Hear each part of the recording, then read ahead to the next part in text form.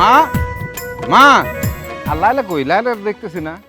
লাইলা কি আর এখন এই বাড়িতে থাকে রে ভাই? তুমি যেদিন বিদেশ গেছো তারপরের দিন এসে বাপের বাড়ি চলে গেছে।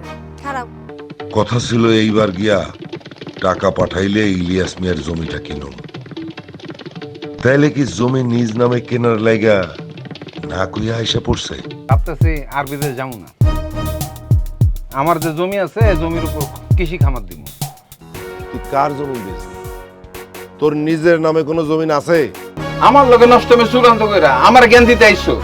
আজকে রক্ত গঙ্গ বয়ে যাবো। জান আমাকে ভুল হয়ে গেছে, বাজান আমাকে ভুল হয়ে গেছে বাজান। কথা শুন ও বাজান, যাইতে বাজান। আরে বাবা আরে না বাবা কই যাইব? এই টাকা তো তুমি আমার হাত খরচের জন্য দিছো, এই টাকা আমি খরচ করে ফেলাইছি। 70-80 লাখ টাকা হাত খরচ। মায়েরে ওই বেহুশ করা ইঞ্জেকশন দিয়া কয়েকদিন ঘরে ফালায় রাখুম। তুই কি ভাবছস 2 দিন সেবা যত্ন কইরা লিটন তোরে বিয়া করে হালাইবো? শোনো ভাবি, রূপের দিমাগ না ভালো না, ফল তো উল্টাও হইতে পারে। এমন আছে তোমার এই লিটন ভাইয়ের পা ধরন লাগবো।